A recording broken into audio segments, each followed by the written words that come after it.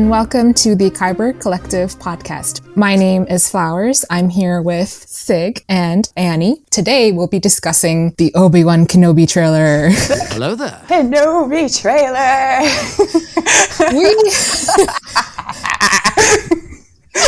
We have been waiting patiently for a really long time for this. I think, yeah, it's true. The level of my gremlin that is about to be unleashed into the world is just obscene. Oh, Hey, I mean, it's our time. Yeah. We deserve it. Like, there's been how many years of the Mandalorians now? Like, yeah, it's time. Yeah, it's time. It's We time got for some Jedi. For some Jedi. Yeah. It's time for some prequel feels. It's time for Obi-Wan Kenobi. Yeah. And It's time for the good stuff. and Rebel stuff, Inquisitor, I can't believe we're getting the helicopter lightsabers. I don't know why. God. I was not expecting it to be like the highlighter of the trailer for me, but I was like, oh my god, it's the helicopter lightsabers. I know. Yeah. The thing with it is, I don't remember really enjoying the helicopter. I mean, I found them hilarious in the Rebels, but seeing it, it got me. Yeah, I can't say that enjoy is the word that I would use. I think they're ridiculous, but they're now ridiculous in a way that is so charming to me that I'm like actively excited to see them. That's where I'm at too, because I saw it, I was like, oh my god, it's the helicopter lightsaber. Yeah, I want to see someone fly away on it and like... If they don't have the Grand Inquisitor flying away on the helicopter lightsaber, why are we even here? Oh. Yeah. Yeah. So, after you watch the trailer for an indiscriminate amount of times, mine was around 20, what are your first thoughts of this teaser trailer? It's really good, I think. The music got me. Like, the second Duel of the Fates started playing, I think it was somehow more than I was expecting. I think my expectations are like deliberately, I'm trying to keep them low because I'm like, if I raise them too high, then I might be disappointed. Whereas if I'm like just going in, looking forward to whatever it is we're going to get, then I'm going to be pleased about what it is that we get. And then Duel of the Fates played and I was like, oh my God, it's going to be the best thing that has ever been written. That is it, man. I was watching it. I was like, all right, don't expect anything. It'll be fine. I'm happy with whatever we get. And then the music dropped and I was like 8 again. It was incredible. Yeah. That little twinkle at the very beginning of the trailer. It's the same twinkle that you see in A New Hope when Obi-Wan appears on the screen. It's like a very John Williams-esque thing, you know? It's in Harry Potter and like all that kind of stuff. But like, that was just like, yep. It means magic to me. Like that sound is just like, magic is about to happen. Yeah. I definitely got that feeling of that, that Gordon Ramsay meme, finally some good food. Yeah. I saw it. I was like, oh, finally, this is some good Star Wars. Yeah, it's I like the tone, like the language that they're using and the whole tone of it. That a lot of it does look quite dark. We have obviously quite a lot of Inquisitors. We start off with the Jedi being dead, but the whole trailer seems to be kind of focused around hope in a way. Obviously, we're leading into A New Hope, but it's really pleasing. Like it's exactly that feeling of that little magical twinkle at the beginning. That's how the trailer made me feel, and like the language they're using, just makes me so excited. It is. It's the language, it's the tone, it's the music, everything blended together. And it was only a minute and a few seconds long. They got me right there. Pow. Right. I think Obi-Wan also got me, like when they showed him. I mean, he just looked so like done. He's tired. I think we can all relate. Obviously, like we can't relate to like our whole world being completely annihilated. However, oh yes. I think we can relate to the feeling of like, God, I'm just so tired right now. Like he's like riding on like public transportation. He's like, oh my God, I hate my life. And like he even has a job. Like I didn't even think that Obi-Wan would have a job. And he's like, I'm not sure what he's doing. Like you couldn't really tell like if he's like putting something together in the market or what he's doing, but like he hates it. He's just like, my life, oh my god. And he's just like alone in his cave with his sleeping bag. I think he's wanting some excitement. He says he doesn't, I think he's going to say he just wants to be left out of it, but, you know, he's a Jedi at heart. Like, he wants to...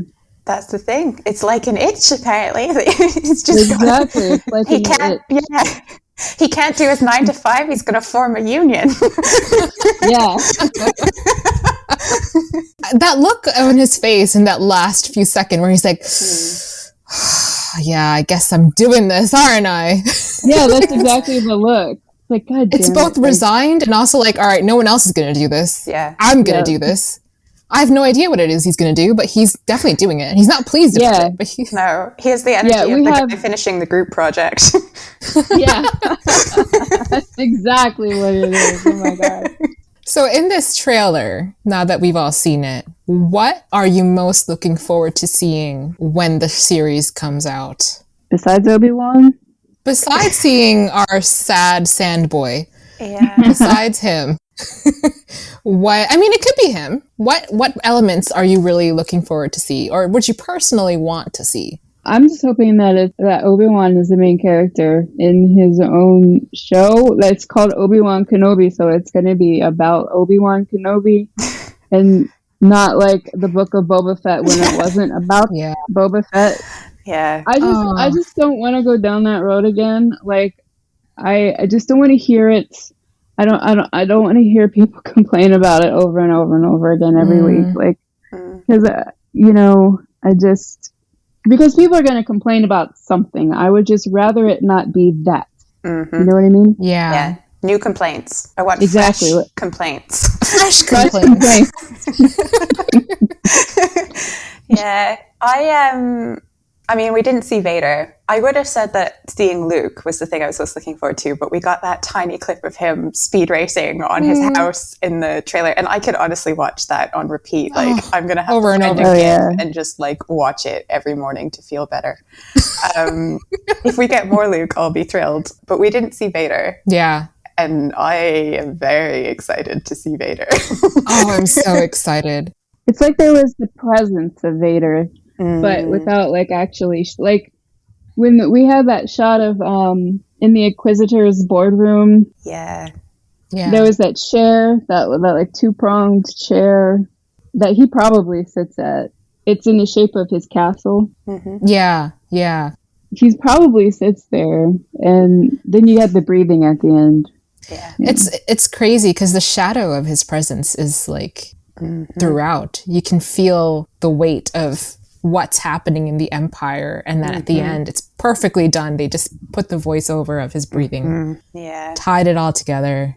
I am looking forward to, because I've been reading, you know, Ewan McGregor's interviews and Hayden Christensen's interviews, and they've basically, we know that Anakin's coming back in some facet, some capacity. Seeing a flashback is like top of the list for me. A flashback to the Clone Wars, a flashback to Revenge of the Sith, but in like a new way. I even have this little, if they do this, I'll be really impressed. If they do like Obi-Wan going about his day and then like the ghost of like Anakin being like, wish you didn't screw up my life, didn't you? Now it's affected everybody, didn't it? Like just seeing his own like guilt haunting him, like manifesting with Anakin like that. Yeah. I do wonder how much of a role guilt is going to play in this show. I still hold out hope that maybe we'll get some Qui-Gon related stuff as well. Yeah, I hope so. Yeah. And Liam Neeson is right there. Just use him. Yeah, I mean, what's he doing? Back. Like Taken 16? Yeah. You know, he's fine. Yeah. He says he hasn't been approached, but ever since Andrew Garfield and I was just gonna say his whole I don't believe a word anyone says. Yeah, I don't believe anything. I am at the point where I actively hope people are lying to me, which is not what I expected. Like, please lie. Please be lying.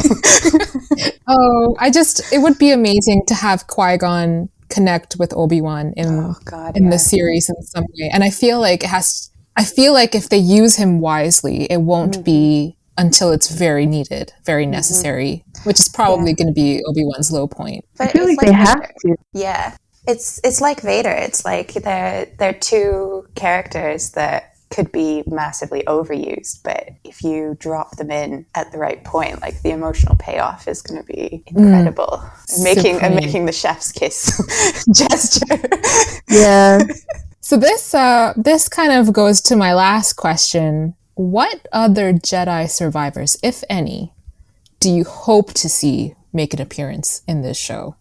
I mean, I don't know if I actually do hope to see any, in a way. Yeah. Ahsoka feels like the obvious choice, given she's cast and she's active in the shows already and has a relationship with Obi-Wan. But I kind of hope that we don't.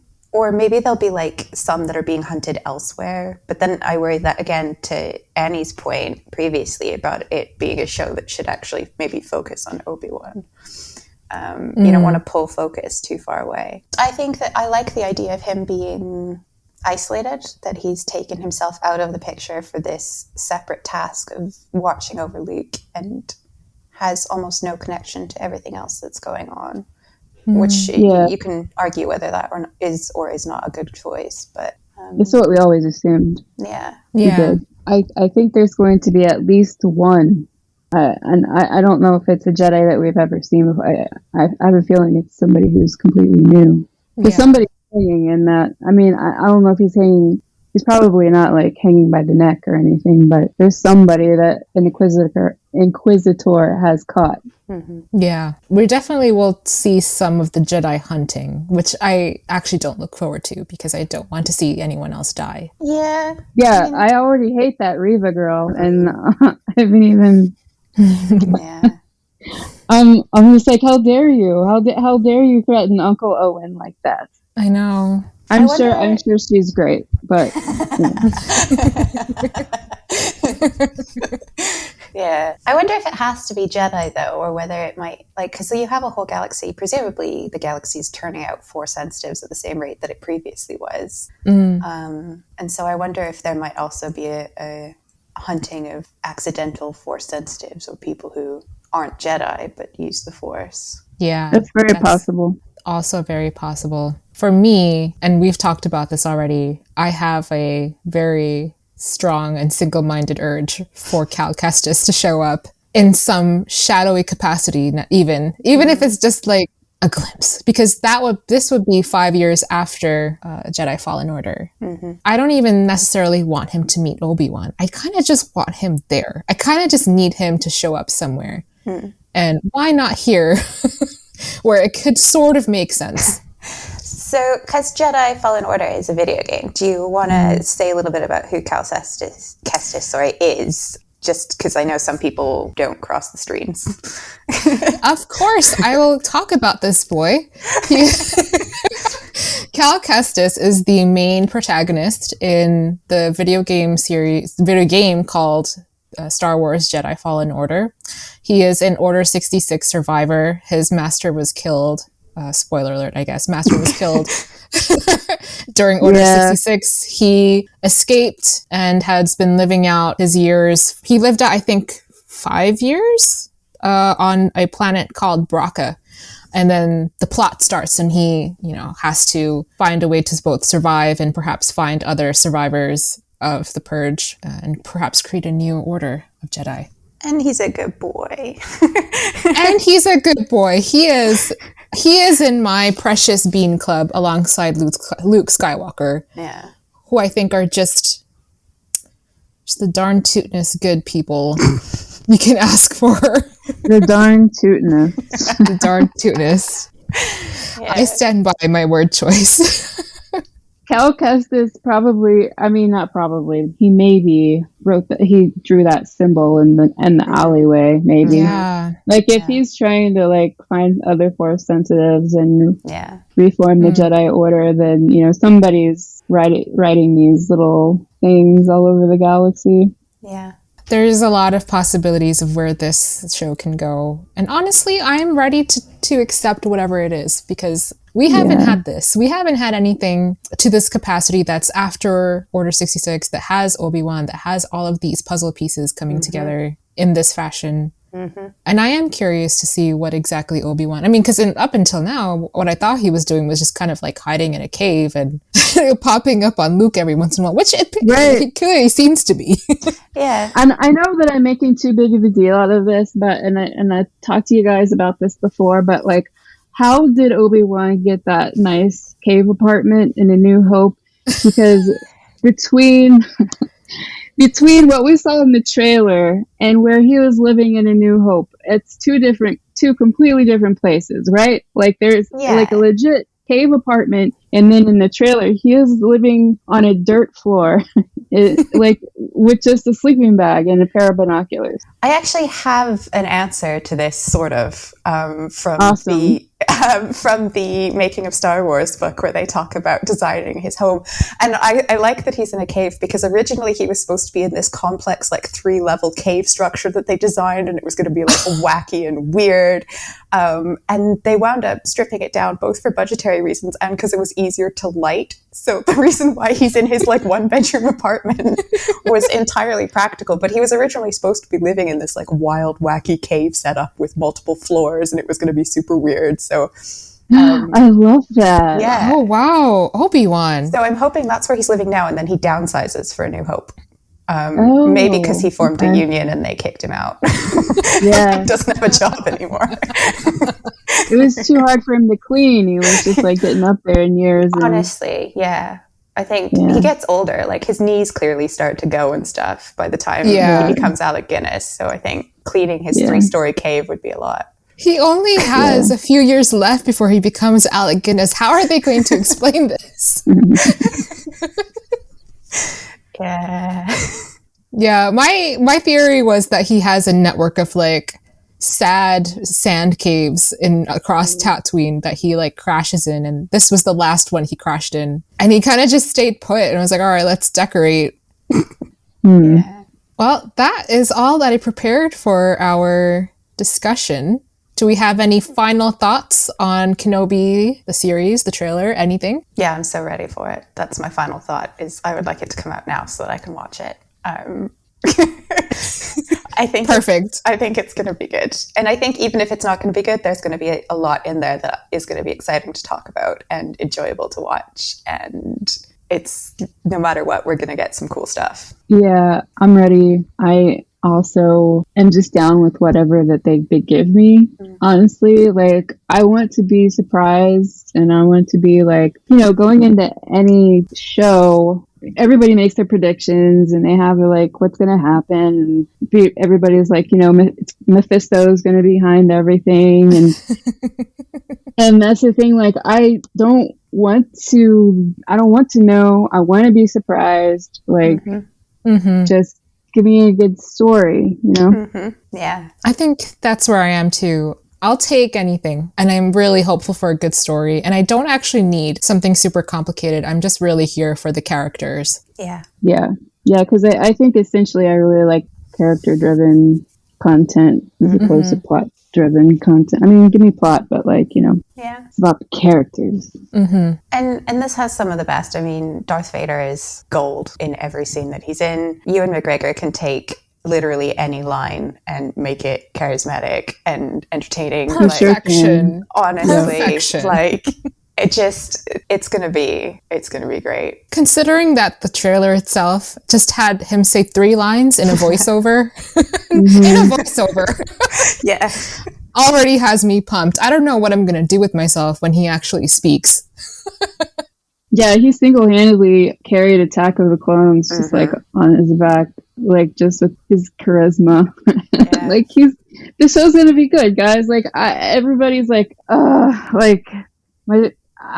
it's Disney's gonna disappoint me again. I'm just like, come on, guys. Ewan McGregor is not gonna let us down. No. I'm at that point where even if it's something so wildly outside of what I expect, Ewan McGregor's mere presence in the acting vicinity of this role will make it delightful for me to watch. Yes, exactly. On that note, thanks for tuning in to the Kyber Collective. If you like what you heard, please give us a like. And if you've got something to say to us, drop a comment below. Both of these things help make us easier to find for other fans and are the best way you can support our work. If you'd like to keep up to date with our episodes, you can subscribe, and you can always talk to us on Twitter at Kyber Collective. Till then, remember, the crystal is the heart of the blade. The heart is the crystal of the Jedi. The Jedi is the crystal of the Force. The Force is the blade of the heart. All are intertwined. The crystal, the blade, the Jedi. You are one.